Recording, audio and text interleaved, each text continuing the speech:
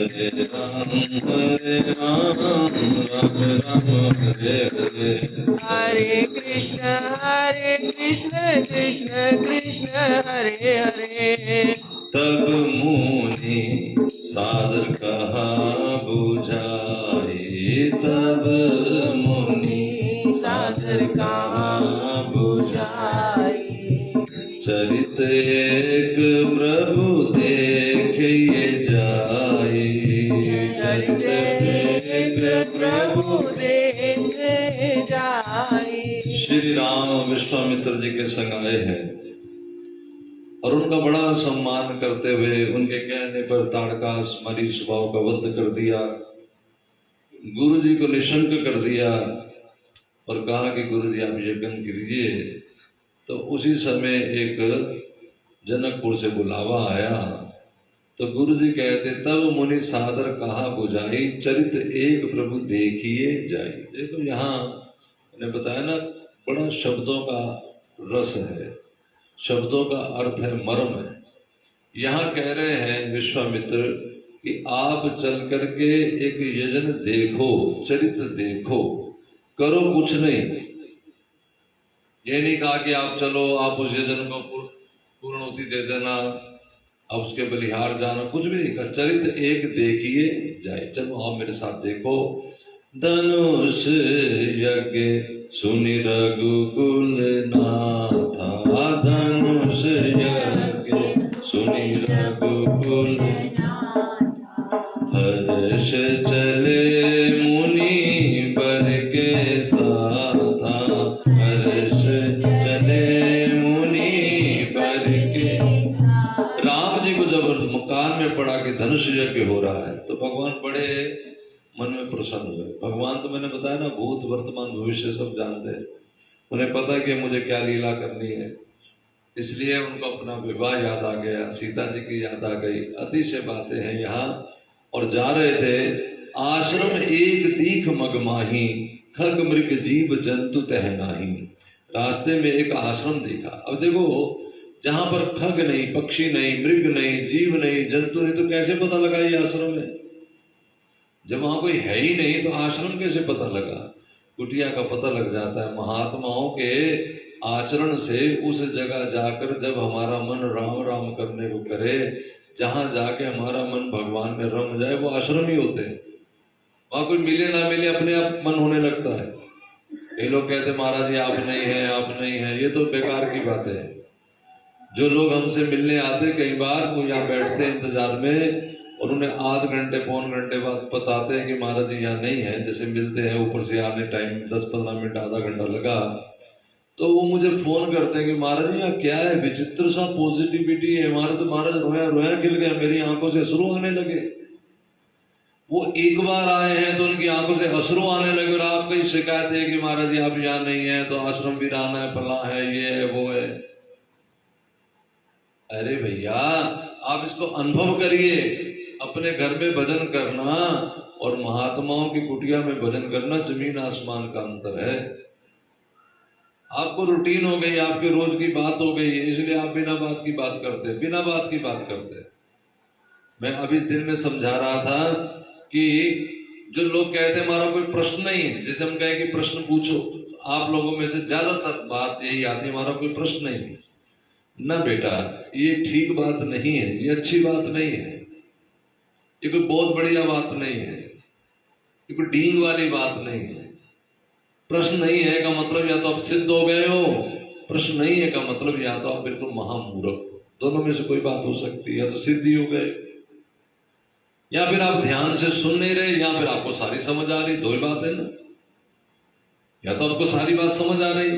कई बार हम स्वाध्याय कर रहे होते हैं और कोई ग्रंथ को पढ़ रहे होते हैं पढ़ने वाले, मैं वहां बैठा हूं बताता रहता हूं बीच बीच में, लेकिन अचानक मैंने रोक के पूछा कि इसका तुम्हें अर्थ पता है? तो उन्होंने कहा नहीं। तो फिर आगे क्यों पढ़ रहे, पूछ क्यों नहीं रहे हो? मैं बैठा हूं। पूछना किसका काम है? प्रश्न यही तो होता है, पूछना। आप कथा ही सुन रहे हैं और कथा में मान लो कोई ऐसी वस्तु जो मेरे प्रवचन के दौरान आपको समझ नहीं आई, हो सकता है, तो फिर आप उसको कथा के बाद पूछिए। इसी का नाम तो अध्ययन है। यदि आप पूछेंगे ही नहीं तो फिर उत्तर कैसे जान पाओगे। अच्छा चलो, या तो फिर आप समझ गए, दूसरी बात है, अब फिर मैं अभी पूछ लूंगा तो आपको समझ नहीं आनी, आपने उत्तर नहीं देना। तो ऐसा सुना पुत्र जी न सुने से बेकार होता है। न सुनने वाले को तो लगता है कि मैंने सुना नहीं, उसके मन में एक ना ग्लानि कि हाय मैंने सुना नहीं। लेकिन हमें ये भी हो गया कि हमने सुन भी लिया, हमने रामायण सुन रखी है, हमने भागवत सुन रखी है, और सच बात है कि हम सुना कुछ भी नहीं, हमने ध्यान से पढ़ा ही नहीं। मैंने कहा कि श्लोक याद करो, रामायण याद करो, गीता याद करो। एक बच्चे ने हमसे कहा कि हमने कोई प्रवचन थोड़ा ही करने के भी याद करें। ध्यान दो, गुरुजनों से ना जो कहे वो करो, क्योंकि वो जो कहा गया याद करो वो इसलिए नहीं कहा गया कि तुमने प्रवचन करना है, बहाना है तुम्हें इसको पढ़ाने का, इसमें बुद्धि लगाओगे। और याद करो का मतलब बुद्धि लगा के याद होगा, ऐसे कैसे याद हो जाएगा। रट्टा भी लगाओगे तो कुछ देर तो श्लोकों में लगाओगे, कुछ पंक्तियों में लगाओगे, और मन किस में उलझेगा, मन उलझ जाएगा इन ग्रंथों में, मन उलझ जाएगा इन पंक्तियों में। ये पंक्तियां क्या है, पुराण की पंक्तियां, वेद पुराण श्रुति सुध आखर, सुधा अक्षर, ये अमृत के अक्षर है, ये तो अमृत की बरसात करेंगे। और जिन लोगों को ये अभी ज्ञान नहीं हुआ, आज मैं इस बात को थोड़ा खोल दूं, भागवत, रामायण, गीता, राधा रस सुधा निधि, शिव चालीसा, दुर्गा सप्तशती, ये कोई अक्षर नहीं है, जीवंत जीते जागते मंत्र हैं। ग्रंथ कोई एक पोथी नहीं होती, किताब नहीं होती, ग्रंथ अपने आप एक वैल्यू है। आप ग्रंथ की पूजा करो, हमारे यहाँ लिखा ग्रंथों की पूजा करो, ग्रंथों की पूजा करो। अब जो अनाड़ियों ने जानकारी नहीं इस बात की, वो आगे से कह देते, बड़े बड़े इसमें जो दृष्टि वाले लोग हैं वो भी बोलते हैं कि महाराज ऐसे लिख दिया है, पता नहीं किसने लिख दिया। अरे भैया ऐसे नहीं लिख दिया, जो प्रेम पूर्वक इसकी पूजा करेगा, जो आरती करेगा, एक ग्रंथ उसके हृदय में प्रकट हो जाएगा। हाँ, उसका जीता जागता उदाहरण है नंद किशोर की माता जी। अनपढ़ माता मुझे कहती है कि लीलाओं का पता बता दो, मैंने उत्साह सुख दे दिया, किसमें लीलाएं वही होली की, वही झूले की लिखी है। आप ऐसा करो जो मैंने समझाया, अपने मन में उसको उतारते रहा करो, सोचा करो यही लिखा है। उन्होंने किया। आपके बीच की माता है ना भाई, कोई बाहर पड़ोस की विदेश की माता नहीं, कोई पोते से मैं कथा नहीं बता रहा, जीवंत उदाहरण है वो तुम्हारे सामने। और 3 या 4 महीने के भीतर भीतर उन्हें पढ़ना आ गया, ग्रंथ ने अपने आप को प्रकट कर दिया। ना तो उन पर मेरे हिसाब से पूरा असर हुआ, अगर चमत्कार उनके साथ हुआ तो उनको पागल हो जाना चाहिए था, क्योंकि इसमें रस की बात क्या है, इसमें असल बात क्या है, तुम बताओ। असल बात है गुरु वचनों पे श्रद्धा, गुरु वचनों पे विश्वास, इसको पूजो, इसको देखो, बस हाथ लगाते रहो, राधा जपते रहो, सोचते रहो वही लीला लिखी है बस। तुम्हें दिख नहीं रहा क्या लिखा, काला अक्षर भैंस बराबर, जो पढ़ना नहीं जानता वो क्या जाने। तुम सोचो वही होली की लीला लिखी है, लिखा है कि राधा जा रही है, कृष्ण आ रहे हैं, दोनों पिचकारी लगा रहे हैं, सखियां रंग उड़ा रही हैं, जो जो सुना है वही बोलते जाओ। और वो तो पढ़ने लगी, उसको तो दिखने लग गया। पढ़ने लगी का मतलब उसको समझ आ गया कि क्या क्या लिखा हुआ है। फिर पढ़ने लगे, इसे तो आंख से अक्षर दिख ही रहा, लेकिन इसका उत्तर, अर्थ, शब्द सब समझ में आ जाए, उसी को तो पढ़ना कहते हैं। सिर तो हिलाओ। अगर ऐसे सुनते रहा तो जिंदगी हो गई, बुढ़े हो गए, मरने पे आ जाए, कुछ नहीं होगा जी, नहीं होगा, नहीं होगा, नहीं होगा। जो लोग इस तरह सुनते रहते हैं, जीवंत सुनना चाहिए, जीवंत जीना चाहिए। मैं तो सोचता हूं कि लोग मुर्दा ही जीते, उनको पता ही नहीं होता कर क्या रहे हैं। ठीक बता रहा हूं, चले जाएंगे, पास गिलास पड़ा, बच के निकल जाएंगे, व्यवहार तो ऐसा करेंगे। और जिंदा आदमी होगा तो उठा कर रसोई में रखेगा, उठा के उसको, बल्कि और जिंदा होगा तो उसको साफ करके रखेगा। अगर पूरा बिल्कुल जिंदा है अंदर से, क्योंकि अंदर से हम मुर्दा है, हम केवल अपने तक हमारी दृष्टि जाती, इसके आगे में दिखता ही कुछ नहीं है। आप कहेंगे हमें तो वो दिखता है, दूसरी मंजिल तक दिखता है, हमें तो यहां से 10 किलोमीटर दिखता है। नहीं नहीं नहीं, आपको दृश्य का दर्शन हो रहा है, आपको भाव का दर्शन हो ही नहीं रहा कि है क्या। देखो ना, यूं तो दिखता है, आप अनपढ़ को ले क्या दिखता नहीं कि काला लिखा लाल लिखा, बोलो, लेकिन अर्थ तो दर्शन है। यूं तो दिखता है बांके बिहारी, लेकिन दर्शन में क्या दिखता है? अपना भाई दिखता है, बेटा दिखता है, पति दिखता है, प्रेमी दिखता है, कौन दिखता है? दुर्गा जी देवी हैं, देवी मान के पूजन करते रहो, जिंदगी भर इनकी पूजा नहीं कर सकते, क्योंकि इनकी पूजा के बड़े भारी विधान है। मां मान के कुछ कहो भी, लाड पुचकार अभी महसूस हो जाएगा, इसी क्षण महसूस हो जाएगा, देर नहीं लगने वाली। औरत ही तो है सामने, लेकिन मां कह दो तो, थोड़ा और लाड प्यार दिखा दो तो, बोलो नजाकत से बात कर लो तो वही मां के स्वरूप में बदल के फिर तुम्हारे लिए क्या क्या नहीं करेगी। लेकिन अगर तुम उसे औरत कहो तो, देवी कहो भले कुछ कह दो, मां कहो, जगदम्बा कहो, देखो समझो, इस दुनिया में बात समझो, जो जो हमें मिला है समझना इसको कृपया। बुद्धि मिली है, पैसा मिला है, संपदा, पत्नी मिली है, बहन मिली है, बेटी मिली है, दौलत मिली है, ये सब मिला है, और देने वाली कौन है? दुर्गा मां, माया। ये माया निर्मित संसार है, इस संसार की वस्तुएं माया की कृपा से मिलती हैं, ध्यान देना। यदि इन वस्तुओं को आपने अपना न मान करके भगवान का प्रसाद मान के भगवान को अर्पित कर दिया, तो यही वस्तुएं, भगवान को सेब ही तो चढ़ता है, फूल ही तो चढ़ाते लोग, वस्त्र ही तो चढ़ाते लोग। कितनी कथाएं हैं कि भगवान को फूल फल देते थे, फिर गरीब हो गए, फिर बेचारे के पास एक कलम बची, कलम को बेच करके उसको ले आया, बेरी ले आया, गोविंद ने उसको स्वीकार कर लिया। तो है तो बेरी थे ना, शबरी के पास क्या था? संसारिक बेरी तो थे, लेकिन अंदर भीतर भाव से दिया, प्रभु की वस्तु प्रभु को अर्पित है, ध्यान देना। और जब उसने दिया तो भगवान इतने रीझ गए, और कोई कहता मैं नहीं देता, भगवान ने स्वयं जाके कहा सत्राजीत को कि मणि दे दो, ये परोपकार के काम आएगी, समाज की वस्तु है। लेकिन वो कहता ये मेरी है। जिन्होंने मेरी कहा, देखो ना, दुर्गा जी पार्वती के रूप में, माया पार्वती के रूप में जब आई तो उन्होंने एक पुतला बनाया जिसका नाम रखा गणेश, और उनको कह दिया कि अंदर किसी को नहीं आना, भीतर कोई ना आ जाए, मैं स्नान करने जा रही। शिव आ गए, शिव को भी उन्होंने ललकार दिया, यहां तक कि शिव ने जब गला ही काट दिया तो क्या बोले? मां मां मां। उसी समय देवी दुर्गा भड़क गई और मारा, सब देवता, सब आकाश पताल सब हिलने डुलने लगा, और अंत में गणेश जी को गणपति बना करके ही दुर्गा ने चैन लिया, प्रथम पूजनीय कहा, तब जाके उनको शांति मिली। क्योंकि वो किसके आश्रित थे? माया के आश्रित थे। जरा ध्यान देना, उसी पार्वती को जलंधर कहता है कि मैं अपनी पत्नी बनाऊंगा, इस पे अपना अधिकार जमाऊंगा।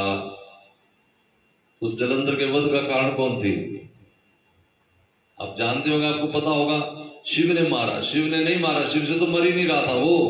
फिर दुर्गा जी ने नारायण भगवान को कहा और नारायण जलंधर बन के आए, और ये पूरी कथा तुम जानते हो। तो फिर कारण कौन थी? वही दुर्गा, वही पार्वती।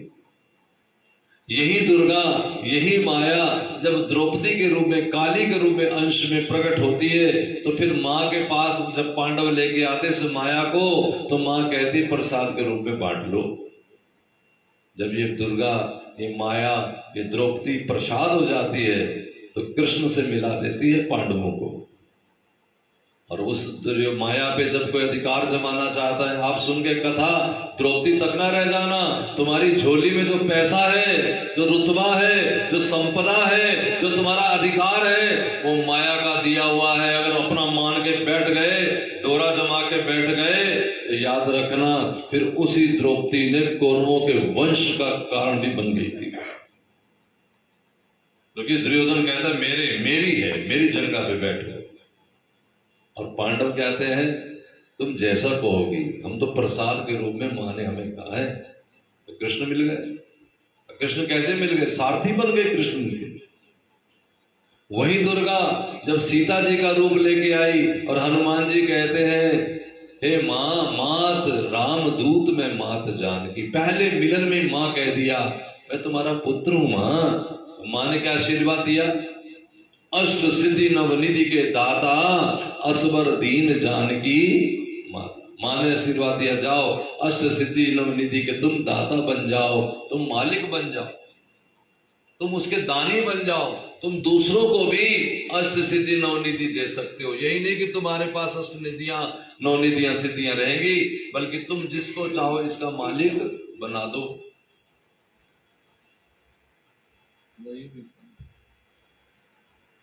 इसका मालिक बना दो जिसको चाहो। और उसी सीता जी को रावण कहता है कि मैं अपने अधिकार में लेना चाहता हूं। तो रावण के कुल के नाश का कारण कौन थी? वही सीता जी। जो हमें संपदा मिली है, माँ मिली है, बेटी मिली है, बहन मिली है। अब आप कहोगे मैं ही माँ हूं, कह सकते हो। आपको आगे बेटी भी मिली है, बहू भी मिली है, पोती भी मिली है, बहन भी मिली है। जो जो मिला है इसका अगर सम्मान नहीं करोगे तो तुम देवी का क्या पूजन करोगे? ये चीज मेरी है, यहां कोई ना ले जाए, ये चीज मेरी है। अरे हटाओ, भगवान ने दी है, कोई भी इस्तेमाल करो। अगर मेरी जरूरत की है तो मैं ले लूं, जितना अपना पेट में भर लिया, बाकी दे दो। तो जिंदा होके सुना करो, मुर्दा होके ना सुना करो, नहीं तो फिर ऐसे देवी जय जय अम्बे जय जगदम्बे करते रह जाओगे, आज कुछ नहीं लगना। अब सीता जी की बात सुनाऊंगा मैं, देवी का पूजन कैसे करेंगी। वो स्तुति भी तुमने कभी नहीं गाई भगवती के आगे कि चलो अगर ये सीखा। पता नहीं 50 बार मैं सुना चुका हूं कि सीता जी ने देवी को कैसे ले जाया, लेकिन तुम दुर्गा सप्तशती ले आओगे बाजार से, ना तुम इसका अर्थ पता है, ना तुम इसका कान पता है, वही गा दोगे दुर्गा के आगे। जबकि तुम्हें समझा चुके कि माँ भवानी कैसे रिझ गई थी, सीता जी ने कैसे रिझा लिया था, प्रेम पूर्वक स्तुति गा के। वो स्तुति कहाँ है? रामचरितमानस में 50 बार समझा लिया, सैकड़ों बार सुना लिया, लेकिन क्या किसी ने एक लाइन भी गाई? वो पुरानी रूढ़ीवाद, इसको कहते हैं दिमाग रूढ़ीवाद, यानी जो एक परंपरा उसको बदलना ही नहीं, लीक पे चलते आना, हिलना ही नहीं वहां से। श्री कृष्ण जब गोवर्धन पूजा को रोकते हैं तो भगवान कहते हैं जिस रीत का, जिस नियम का, जिस कानून का अब समाज में जरूरत ना हो उसे बदल देना चाहिए। और जरूरत भी नहीं लेकिन फिर वही करेंगे, इसका नाम है रूढ़ीवाद। धकियानुसी कहते हैं ना, धकियानुसी विचार वाले, वो होते धकियानुसी। करना ही है वही। जैसे मैं कहता हूँ हांडी देना है काशी में ब्राह्मणों को, चाहे जरूरत है नहीं है, मिट्टी की हांडी दे दो उनको बस। उसका क्या मतलब, क्या नहीं, कोई मतलब नहीं। भंडारा लगाओ तो किन को दे दो? जो खूब खाने पीने वाले लोग हैं, जिनके घर रसोई में पूरा सामान भरा पड़ा है, उनका भंडारा। वो भंडारा थोड़े, वो प्रीति भोज होता है। भंडारा लगाओ तो उनको जाके खिलाओ जिनको वाकई जरूरत है, जिनके पेट में भूख है लेकिन जेब में उनके दाना नहीं है, और जिनके जेब दाना भरा पड़ा है, बल्कि थाली में नहीं खाना, बस आधा फेंक देते हैं, जो उनको देके क्या करोगे? वृंदावन जाओ, जो गौशाला में पहले सैकड़ों गाय है, वही एक पूछड़ी हाथ लगा लो, 20,000 रुपया दे आओ, हो गया गैया दान। अरे किसी ब्राह्मण को दो जो चाहता है कि मैं गाय की सेवा करूं, जो चाहता है कि गाय का दूध मेरे बच्चे पिए, जो सेवा करना चाहता है उसको दो। जो साधु चाहता है कि मेरी कुटिया बने, उसकी कुटिया बना के दो। जो बने बनाए कमरे हैं उसमें ही अपना हाथ रख दिया, 5, 10, 5, 2, 4 लाख रुपए दे आए, कह दिया ये हमारा हो गया। किसको भरमा रहे हो? कौन से भ्रम में हो, कौन से वहम में हो? इस तरह की जो भेड़ चाल से चलते हैं लोग, और बुरा न मानना, हम सुन सुना के हम उसी दुनिया में फिर वही करेंगे। नाम जप रहे 20-25 साल से, लेकिन नाम के प्रति श्रद्धा नहीं, फिर वही, फिर वही। और कोई ग्रंथ सुनावे ना, कोई प्रश्न पूछो ना, बात पूछो, बस सुन लो, ना असर हुआ, ना अर्थ पता लगा। तो ऐसा करना नहीं चाहिए। साधु की कुटिया में जाकर जाते ही भगवान की याद आ जाती है। इसलिए यहां लिखा है आश्रम एक दीक मगमाही। आश्रम दिखा एक मार्ग में, वहां कोई खग नहीं था, कोई पक्षी नहीं था, मृग नहीं था, जीव, कोई गाय नहीं बंधी थी, कोई मुनिवर, कोई साधु समाज कोई वहां बैठ करके कोई भजन नहीं कर रहे थे। एकदम सुनसान बियाबान। लेकिन आश्रम क्यों कहा? क्यों नहीं कहा किसी का घर दिखा? कारण ये कि वहां जाते ही मन करता था भजन करें। तप था। ये गौतम ऋषि का एक आश्रम था और यहाँ गौतम ऋषि ने तप किया था और उस भूमि का ये महत्व था कि जाते ही मन लग जाता था प्रभु चरणों। पूछा मुनि शिला प्रभु देखी, वहां एक शिला खड़ी थी। राम जी पूछते ये कौन है? सकल कथा मुनि कहा विषेखी। मुनि ने सारी कथा बताई। क्या कथा थी? गौतम नारी थी अहिल्या और अहिल्या पतिव्रता थी।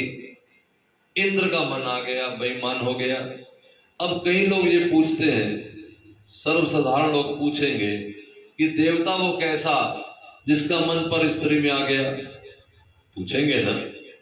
उसका ठीक उत्तर ये है, मैंने कल बताया, परसों भी बताया पहले दिन कथा में, कि सती महारानी को ये बोध हो रहा है कि राम भगवान नहीं है। तो सती महारानी के मन में कभी अज्ञान नहीं आता, लेकिन वो लीला करके दिखाती कि कथा नहीं सुनोगे तो तुम्हें राम सामने होने पर भी, गुरु के वचनों पर भी तुम्हें विश्वास नहीं आएगा। और दूसरी बात, अगर गुरु वचनों पे विश्वास नहीं आएगा तो तुम अपने लिए अनहोनी कर लोगे। और वही हुआ, सती जी यज्ञ में स्वाहा हो गई। हुई कहां? वो तो पार्वती बन के फिर शिव के आंगन में आ गई।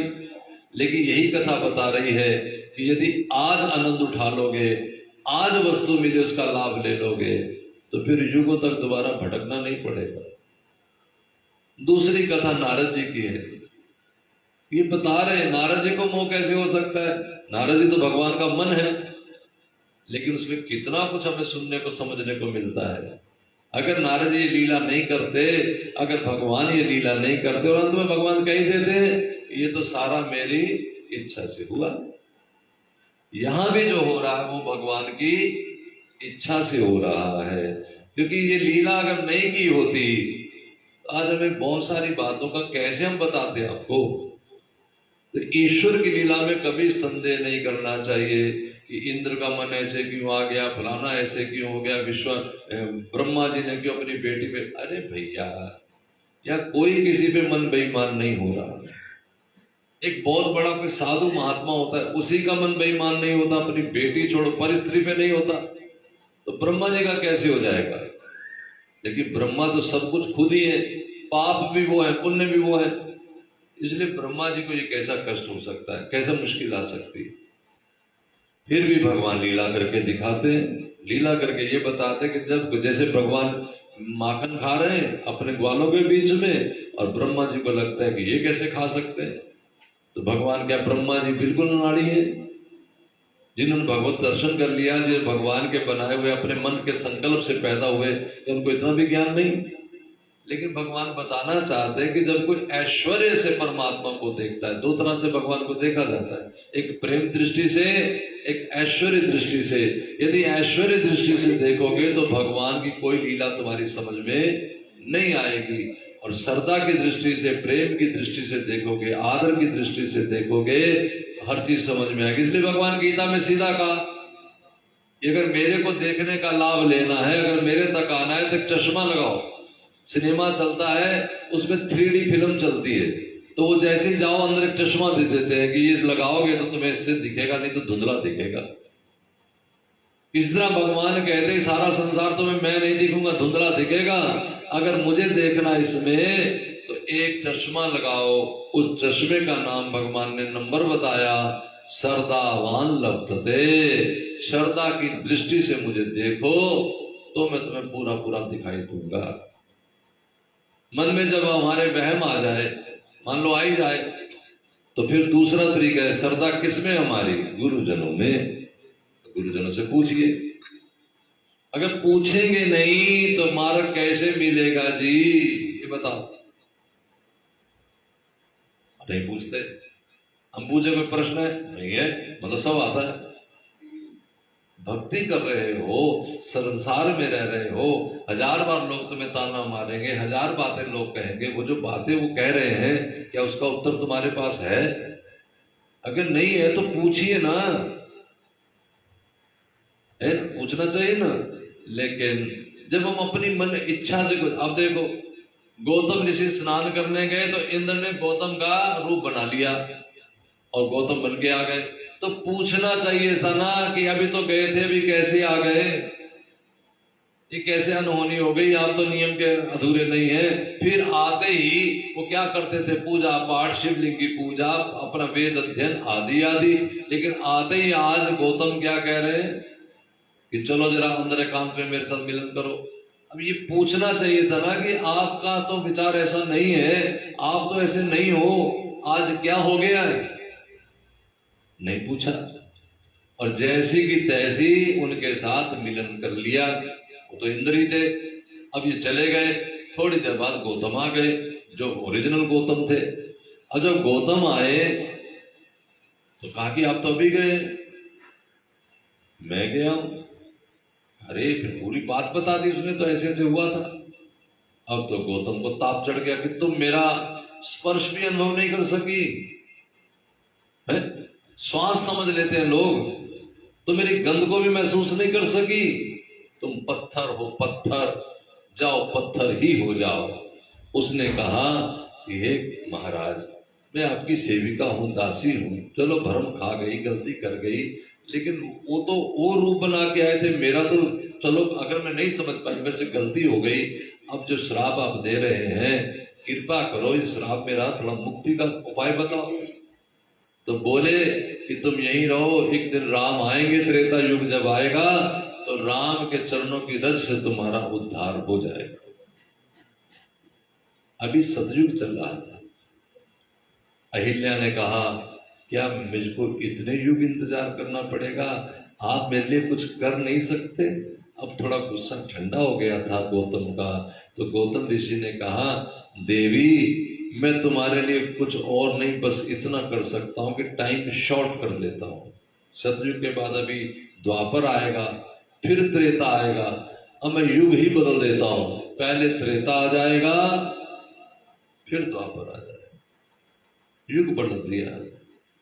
गौतम नारी साप बस उपल दे धर धीर, चरण कमल रज चाहती, कृपा करो रघुवीर। हे राम जी, इस शाप के बस यहाँ बड़ी देर से धीर धर के बैठी आपके इंतजार पे, आपके चरणों की रज चाहती है। एक बात तो यह भी है कि अपने आप तो कुछ कहा ही नहीं, कह सकती नहीं थी। क्यों? क्योंकि वो तो पत्थर की मूर्त थी। तो फिर कौन कहे? उद्धार करने के लिए जब सच्चे मन से कोई पुकारता, जब से बनी थी पत्थर की मूर्त, तब से कहती थी कब आएंगे राम, कब आएंगे राम, हे राम तुम आ जाओ, हे मोहन तुम आ जाओ, हे प्रभु तुम आ जाओ। ओ बड़ी देर भई, बड़ी देर भई, बड़ी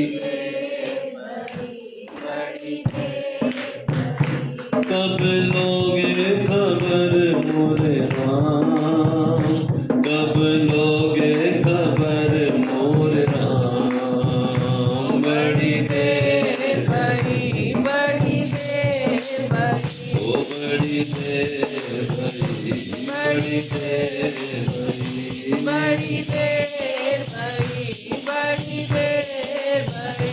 कब लोगे खबर मोरे राम, कब लोगे खबर मोरे राम।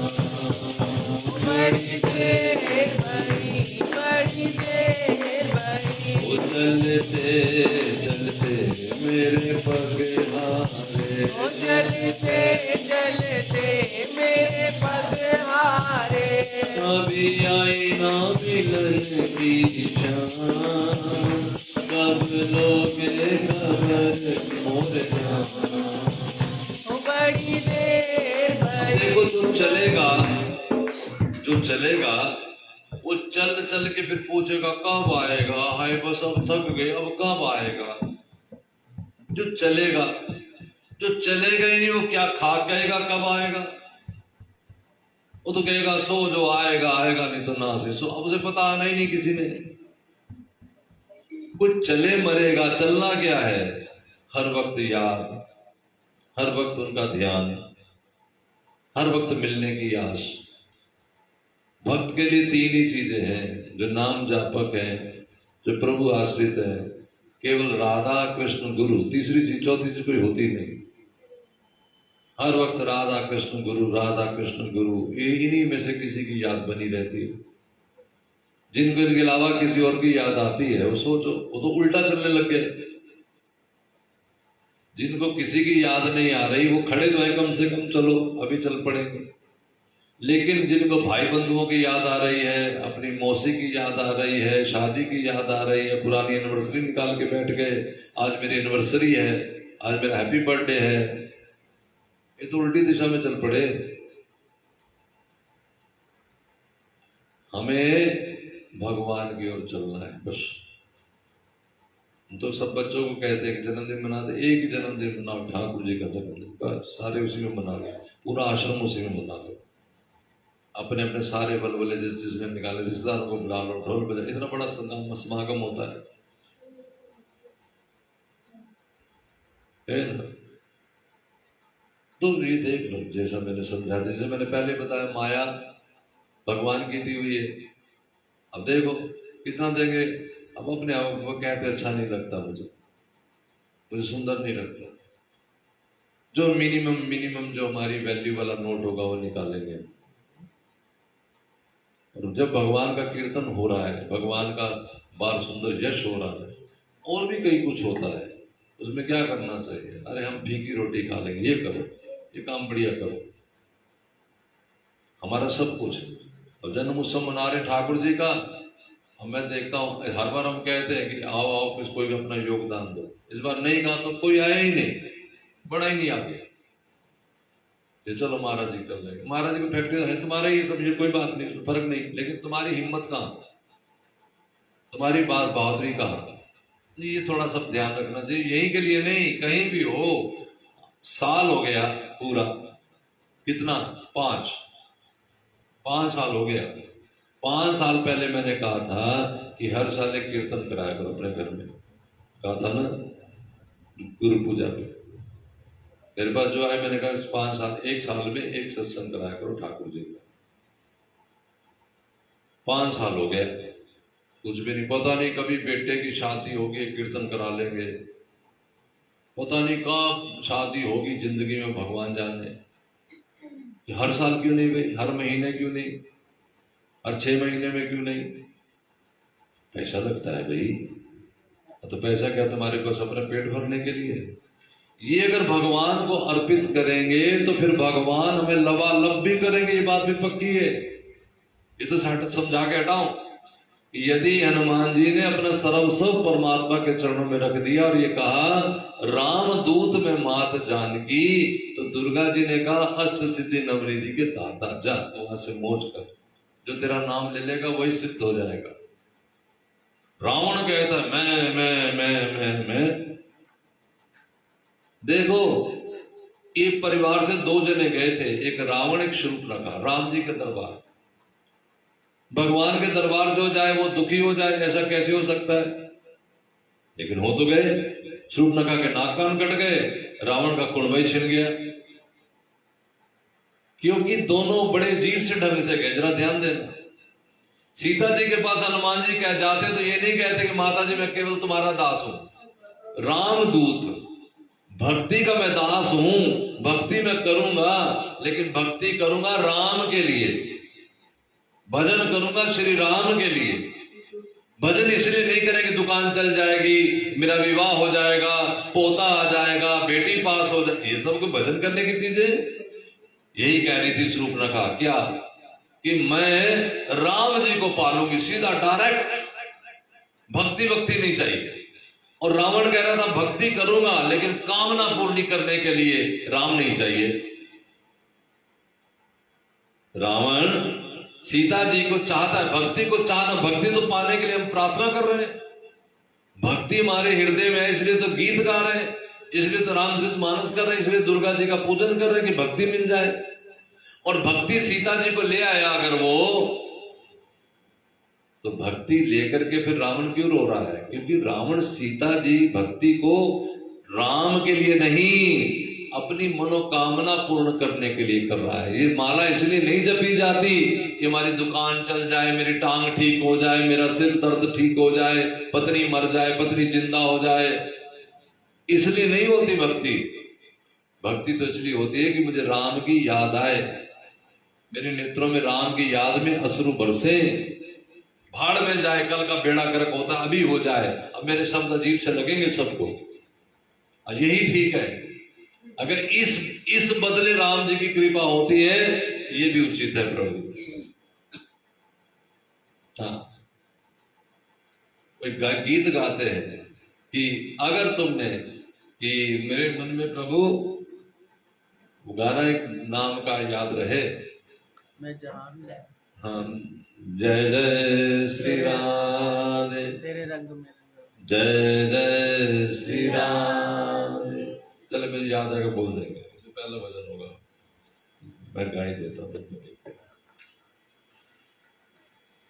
बोल वृंदावन बिहारी नाम, मेरे दिल में मेरे भगवन तू अपना नाम रहने दे, मेरे दिल में मेरे भगवन तू अपना नाम रहने दे, तू अपने नाम की भक्ति सुबह और शाम रहने दे, तू अपने नाम की भक्ति सुबह और शाम रहने दे।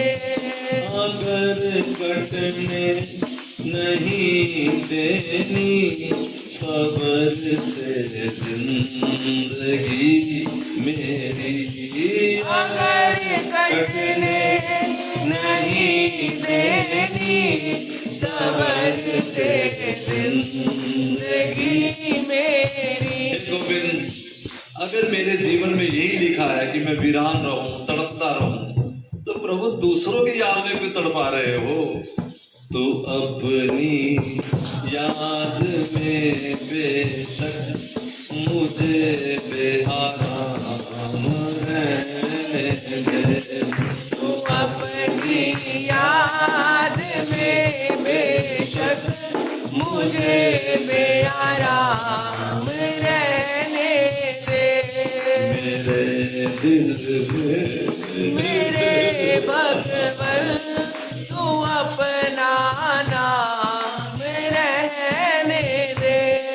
नहीं दिल मान का भूखा, नहीं परवाह शोहरत की, नहीं दिल मान का भूखा, नहीं परवाह शोहरत की, जुदा करना न चरणों से भले बदनाम रहने दे, जुदा करना न चरणों से भले बदनाम रहने दे, मेरे दिल में मेरे भगवन तू अपना नाम रहने दे, मेरे दिल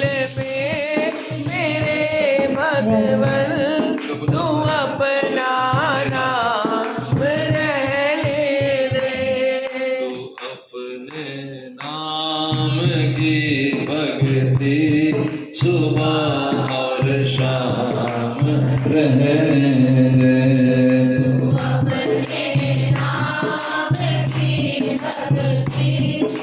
ये तो तू अपने नाम की भक्ति सुबह और शाम, जय जय श्री राम। तो मांगना चाहिए, प्रभु से कहना चाहिए, नहीं चाहिए कुछ भी। न करो गिरधर जानबूझ कर ऐसी छेड़खानी, इसे कहते हैं प्यार में मोहन बेईमानी। कि किसी को झांसा दे दिया जाए, ठग लिया जाए कि तू गाड़ी दे दे बस जान छोड़ने, न करो मुझसे ऐसी छेड़ा खानी। इसे कहते हैं प्यार में बेईमानी। न करो। तो चाहिए अब हर वक्त पुकार है, आ जाओ आ जाओ। इसलिए विश्वामित्र कह रहे हैं कि चाहती है चरणों की रज। नहीं तो मूर्त कहां बोल रही थी, संत को क्या गरज पड़ी थी कि कहते कि चरणों की रज चाहती। वो तो कोई उनकी सेवा नहीं करती थी, वो तो उनको कोई भोग नहीं लगाती थी, वो तो विश्वामित्र के आश्रम में आके कोई बर्तन नहीं साफ करते, वो तो उनका कपड़ा नहीं धोती थी। तो विश्वामित्र क्यों आए? दो बात है, एक तो भगवान अकेले नहीं आते, और दूसरी बात है जहां चाहत होती है उसके बिना नहीं आते। चाहत तो है, अकेले आ नहीं सकते, इसलिए संत को आगे धर लिया।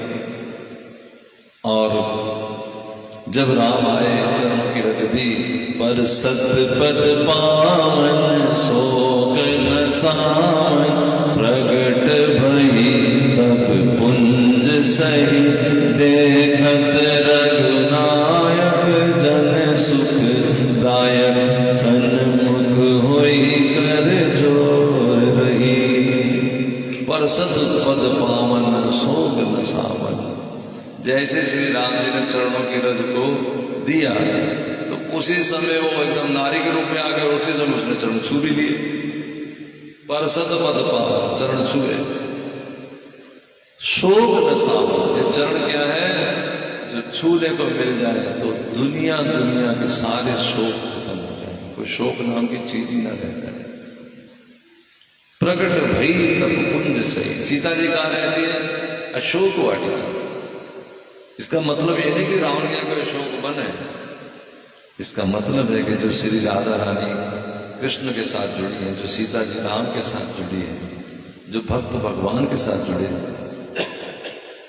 वो अशोक ही हो जाते हैं। उनको शोक होता ही नहीं, शौक लगता ही नहीं होता। जैसे शौक लग जाता ना, हृदय अटैक हो गया, शौक लगता है, उनको लगता। बुद्धि तक बात आती है, वो बड़ा गहरा कोई चीज है, बुद्धि तक आती है। जैसे आश्रम में आग लग जाए तो बाहर खड़े होकर देखेंगे ऐसे करके, बात तो लगी गई, क्या करें। मैं जा रहा था, पर पहले की बात है, इधर इलेक्शन में हम तब रेलवे में थे, तो मैं नौकरी लग गई, वहां की वोटिंग होनी है। तो सब मुझे छोड़ने आए, उन दिनों सब चोपड़ा परिवार सब साथ था, तो वो कह रहे हम गाड़ी में छोड़े। वो बोले हमारे अफसर कि नहीं इसमें सामान है, गाड़ी में तो नहीं जा सकते, जाना तो ट्रक पे पड़ेगा, सारे जा रहे हैं, चलो मैं कहा कोई बात नहीं। अब वो जो पीछे वाला डाले का होता है ना, उसमें बैठा मैं ऐसे हरे राम जप रहा था, बाय चांस ऐसे आंख मेरी बंद थी, मुझे लगा कि ट्रक उछला और जब मैं आंख खोले देखा ट्रक पलट गया,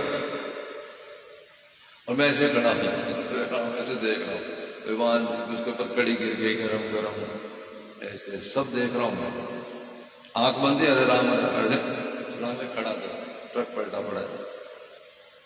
और अब क्योंकि 4-6 घंटे में बैठे थे सब लोग जो मेरे साथ थे, तो फोन मेरे आते में आकर कहता हाँ राधे, तो सब कहने लगे राधे राधे, सब बात चल पड़ी थी। ट्रक पलट गया, लेकिन किसी को खरोच भी नहीं आई। तो सब देखो ठाकुर जी सब चरणों में गिरने लगे, आपकी राधे राधे ने बचा लिया, आपकी राधे राधे ने बचा लिया, बस तो यही थे। तो शौक तो हुआ है बड़ा जबरदस्त। मैं तो लेटा भी, गिरा ऐसे गिरा भी नहीं, ऐसे छलांग लगी, ऐसे खड़ा था, और ऐसे ही खड़ा था, बिल्कुल यकीन नहीं मानना। एक आंख बंदी में रह रहा हूं, दूसरे हाथ में ऐसे खड़ा, ये क्या हो गया? जैसे कोई राहगीर देख रहा हो, ये क्या हो गया? तो भगवान के जैसे चरण छुए, शोक न सावन, प्रकट भई तब कुंज सही। वो एकदम अपने तपस्या की मूर्त प्रकट हो गई। देखत रघुनायक जन सुखदायक। थोड़ी शार्पनेस की कम कर, उनके ज्यादा भी संभालेगा, उसको कर जाता जानबूझ के। देखत रघुनायक जन सुखदायक, सन्मुख होई कर जोरी रही। हाथ जोड़ के भगवान के सन्मुख खड़ी हो गई। अति प्रेम अधीरा, देखो जब प्रेम आता है ना, पुलक शरीरा, मुख नहीं आई वचन कही, तब मुख से कुछ निकलता नहीं, अतिशय बड़ भागी चरणन लागी जुगल नयन जलधार। भाई आंसू निकल गए, चरणों से मिल गई। धीरज मन कीना प्रभु को चीना, रघुपति कृपा भक्ति पाई। भगवान की भक्ति मिल गई। क्यों मिल गई? रो रही है। रोना भक्ति का सूचक है। भगवान की याद में रोना अगर किसी को मिल जाए और रोने का तांता ना टूटे। ईश्वर का रोना यूं तो सबको 2 4 10 बूंद कभी ना कभी निकली होगी, कभी ऐसा हो जाए कि तांता ही ना टूटे रोने का। हा अवश्य अवश्य के उधर मिलेंगे, कोई बाकी नहीं रह गया। और भगवान कहते हैं जब तक रोना निकला नहीं, भागवत में उद्धव जी जब तक मेरी लीला कथा सुन के मन पिघला नहीं, आंखों से अश्रु निकले नहीं, आंसू निकले नहीं, चित्त साफ हुआ नहीं, तो मेरे मिलने का भी कोई अता पता नहीं। कथा सुन के चित्त गदगद हो जाए, नैनों से अश्रु बहने लगे, तो समझ लो कि अब इसका चित्त निर्मल होने जा रहा है, चित्त पवित्र हो जाएगा। और जब चित्त पवित्र हो जाएगा तो उस मन में आके मैं बैठ जाऊंगा। अच्छा एक बात और मजेदार, अब तुमने सुन लिया रोना कितना जरूरी। हमें रोना नहीं आता, इस बात का भी रोना नहीं। 2 बात है ना, भक्ति नहीं मिली तो हाय हमें भक्ति नहीं मिली। अगर हमें पता लग जाए राशन कार्ड नए बन रहे और हमारा ना बने, तो फिर देखो दुनिया कैसे करते हैं, हाय हमारा नहीं बना। भगवान की भक्ति नहीं मिली, भगवान भक्ति के बिना नहीं मिलेंगे, का ना मिलेगा, क्या करें, हम कर तो रहे। बस ये जो अंदर भावना है ना, ध्यान दो, इसी भावना के चलते नहीं मिल रहे भगवान, और कुछ नहीं है। ये भावना जिस दिन बड़ी प्रचंड हो जाएगी, क्यों नहीं मिल रही, तो फिर बचा क्या? ये भावना तो नहीं बन रही है। ये जो अंदर है कि चलो देखी जाएगी, देख ली बस। अगर तुमने कहा कि चलो देखी जाएगी, इसका मतलब क्या हुआ? बोलो भाई, हम आए मान लो 2 महीने बाद, 6 महीने बाद, तो जो दीवाने वो पहले आके बैठ जाते हैं, पूछते रहते गाड़ी कहां पहुंची, कब आओगे। और जो दीवाने नहीं हैं हमारे चाहने वाले, उनको फोन करेंगे झटा देंगे, कोई काम कहेंगे झट कर देंगे। यहां से पता लगता है कि वो दीवाने नहीं है। अगर उनकी पत्नी 2 महीने बाद आए तो कैसे मिलेंगे? जब फिर पापा पागल हो जाएंगे। गुरु मिले 2 महीने बाद, 6 महीने बाद, कोई है ही नहीं। तो जब गुरु का नहीं है तो भगवान को भी पता है, जब गुरु का ही दीवाना नहीं तो मेरा कहां से? अभी इनका हाल ये करना तो मेरा क्या करने वाला है? और जो बड़े पागल हैं, जो नहीं रह सकते, तो जितनी दीवानगी दिखाई जाएगी, जरा सा इनको पागलपन तो दिखा, तेरी दीवानगी भी रंग लाएगी। तो रोने का तांता नहीं टूटता। हाय हमारा रोना भी नहीं आता, और रोना नहीं आता, इस बात का रोना नहीं है, और इस बात का रोना नहीं है, इस बात का भी रोना नहीं है। रोना नहीं आ रहा, इस बात का अंदर पछतावा, और इस बात का पछतावा नहीं आ रहा, इस बात का पछतावा है ही नहीं। बल्कि शांत है कि चलो देखी जाएगी। और देखो जो मुनि लोगों के, जो संत लोगों की, अगर साधु गुरुजन डांटे तो खुश हो जाना चाहिए। बल्कि अगर हृदय में किसी के कमल खिल जाता है कि देखो मेरी तरफ कितनी नजर है, मेरा कितना ध्यान रखते हैं, तो समझो बड़ी जल्दी है गिरदल मिलने की। लेकिन जिसको बुरा लगता है गुरु की डांट का, क्योंकि गुरु निजी कारणों से नहीं डांटता भाई, व्यक्तिगत कारणों से नहीं डांटता, उसका कोई व्यक्तिगत सेवा ही नहीं है तुम्हारे पास। भाई मेरी बात समझो ना, व्यक्तिगत सेवा तो समझते हैं ना। हमारे लिए पानी गर्म तुमने ठीक नहीं किया, ठंडा निकल आया, ये तो गर्म लगाना था तुमने ठंडा लगा दिया, इस बात से डांट पड़े तो होगी व्यक्तिगत सेवा। आपके जीवन का आचरण ठीक नहीं है, आप लोग निंदा ना करो, आप ऐसे ना बैठो, आप उस तरह ना करो, ये गुरु ना बताए तो कौन बताएगा? 2 चीज है ना। ये तो बल्कि आप गुरु की सेवा नहीं कर रहे हैं। ठीक बात तो है कि गुरु जी आपकी सेवा कर रहे हैं। जैसे गरम गरम प्रेस लगाई जाती है, इसलिए नहीं कि कपड़ा जलाना है, इसलिए कि कपड़े की सलवटें निकालनी है। इसी तरह गुरु जी की गरम गरम डांट हमारे हृदय की सलवटें निकालने के लिए है। लेकिन तुमने इसको समझ लिया कि गुरु जी जला रहे हैं, तो अब ये तुम्हारी सोच ही गधे वाली है, तो कोई क्या करे? इसका जवाब कहां से लाएंगे बताओ? यहां तो तुम्हारा धोबी दो काम करता है, तो तुम्हारा कपड़ा प्रेस करता है। अब कर तो रहा है तुम्हारा कपड़ा प्रेस, तो ठीक तुम्हारी सेवा कर रहा है कि नहीं कर रहा है? कि तुम धोबी की सेवा कर रहे हो, कपड़ा हम दिया है तेरे को, तू भी क्या याद रखेगा, हमने तेरे को काम दिया। ये भी सोच ठीक ही है, लेकिन कितनी मूर्खतापूर्ण है, नहीं समझ आई? जैसे घर में कूड़ा उठाने वाले आते हैं, कबाड़ लेने वाले आते हैं, आप उनसे सौदेबाजी करते हो, 2 रुपए किलो अखबार, 3 रुपए किलो लोहा।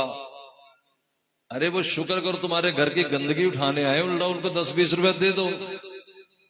लेकिन तुम तो ऐसे महारानी बन के बैठ गए कि मेरा इसको दे रही, बड़ा उपकार कर रही इसके ऊपर।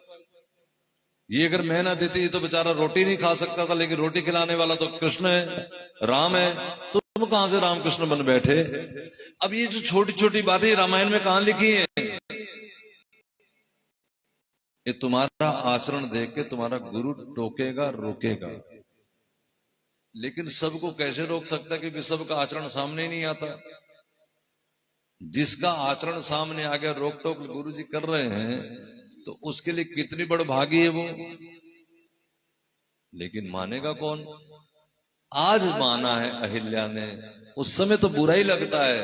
उस समय तो कह रही थी आप मुझे श्राप दे रहे हो, बोलो क्या मैंने गलती कर दी।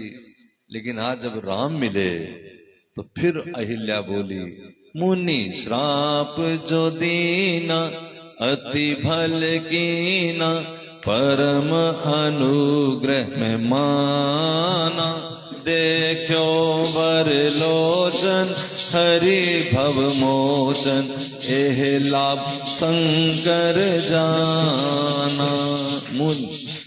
मुनि श्राप जो दीना, आज कह रही है कि जो मेरे पति ने, जो मुनि ने मुझे श्राप दिया था, बिल्कुल ठीक किया था, अति भल कीना, बहुत बढ़िया किया। आज मैं समझती हूं, आज मैं मानती हूं, परम अनुग्रह में माना, मैं मानती हूं मुझ पर कृपा नहीं, अतिशय कृपा थी उनकी। ये बहाना बना के उन्होंने इंद्र का मेरे ऊपर उपकार किया है। देखियो भरलोचन, आज मैंने आपको नेत्रों से देख लिया। हरि भव मोचन, जो भव को पार कराने वाले हरि, यही लाभ शंकर जाना। शंकर भी तो आपके दर्शन के लिए लालच है। वो मुझे दर्शन करा दिए, किसने?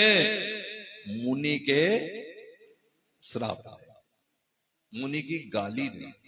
श्राप का मतलब गाली होता है।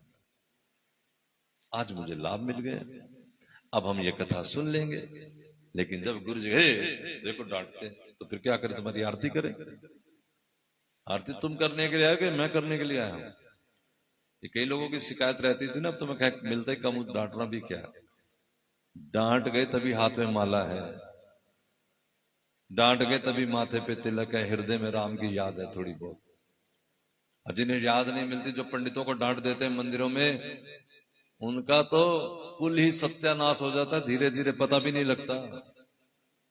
अभी समझा के हटाऊं ना कि जो दुर्गा का प्रसाद मिला हुआ है संसार, हमें पुत्र है, पौत्र है, बेटी है, माँ है, संपत्ति है, ये सब भगवान की दी वस्तु है दुर्गा के मार्फत, तो उन्हीं में लगाओ। समय है, हमारे जिंदगी का समय भी है उसी में, वो लगाओ परमात्मा में। अगर उनके लगाओगे तो दोनों तरफ से प्रसाद मिलेगा, भगवान भी मिलेगा, संसार तो दुर्गा जी का है ही, सारा संसार भी मिलेगा। और नहीं, रावण का देख लो क्या हुआ, सीता जी ने क्या किया, बता बैठा उसको पूरे व्याख्या सहित। बिनती प्रभु मोरी, मैं मति भोरी, नाथ न मांगू बर आना। देखो कितना सुंदर, आहा, ये संतों के संग का असर पड़ रहा है। ये पता लग रहा है कि संतों का संग है। कल वृंदा बता रही थी, वो किन्हीं संतों के मिली, किन्हीं संतों के शिष्यों से मिली बाय चांस किसी मोड़ पे। वो जानते थे मेरी बेटी, तो उनको अपने दफ्तर में ले गए कि आज बेटी को चाय ले लो। संत का सेक्रेटरी था कोई, तो बता रही है कि उसने कहा कि आप चाय पियो, मैं चाय नहीं पीऊंगी। तो वो कहती है अपने गुरुजनों का वो प्लॉट्स कहीं कट रहे थे वृंदावन में, कोई मकान बन रहे थे, वो बोलने लगी कि ऐसे ऐसे। इसने कहा कि भैया 15 मिनट हो गए, अब कोई भगवान की बात सुनाओ, ये क्या सुनाने लग गए हो मुझे। कहती वो उठ के खड़ा हो गया और मेरे चरण छूने लग गया। अब पता लग गया कि तुम किसकी बेटी हो। ऐसे तुमसे कोई मिलता है, तुम जब गीत गाते तो पूछते किसके चेला हो भाई, किसके शिष्य हो, कहां जाते हो। क्योंकि साधुओं के जो लोग हैं उनका बातचीत का अंदाज अलग होता है। यहां भी वो कह रही हैं, बिनती प्रभु मोरी मैं मति भोरी, मेरी बुद्धि कुछ ज्यादा नहीं है, नाथ में बड़ी सीधी सादी हूं। नाथ ना मांगो बराना, मैं कोई वर और क्या मांगू। पद कमल परागा रस अनुरागा, मम वन मधु करे पाना। बस इतनी कृपा कर दो कि आपके चरण कमलों का मेरा मन भंवरा बन जाए। जही पद सुर सरिता परम पुनीता, प्रकट भई शिव शीस धरी।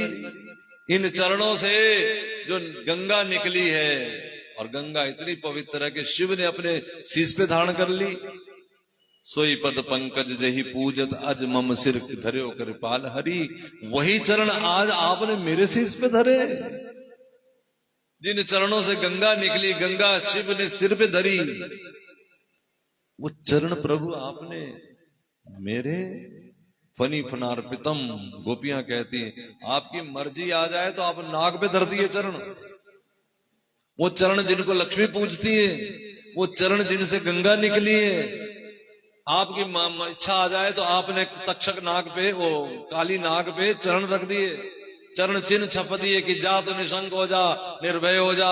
तो गोपियां बोली, गोपी गीत में वो आकर मेरे वक्ष पे भी रख दो कि हम सांप से भी गई बीती हैं। अब गोपियां प्रेम में व्यंग कस रही। यहां भी कहती है, जही पद पर सुर सरिता परम पुनीता, प्रकट भई शिव दी शीस धरी। सोई पद पंकज जेहि पूजत, अज मम सिर धर्यो कृपाल हरि। जिसे अज कहते ब्रह्मा जो पूजते हैं। ये गंगा कहां से बनी थी? जैसे भगवान का अंगुष्ठ निकला था तो किसने किया था पूजन? ब्रह्मा जी ने पूजन किया था, वही तो बनी थी गंगा।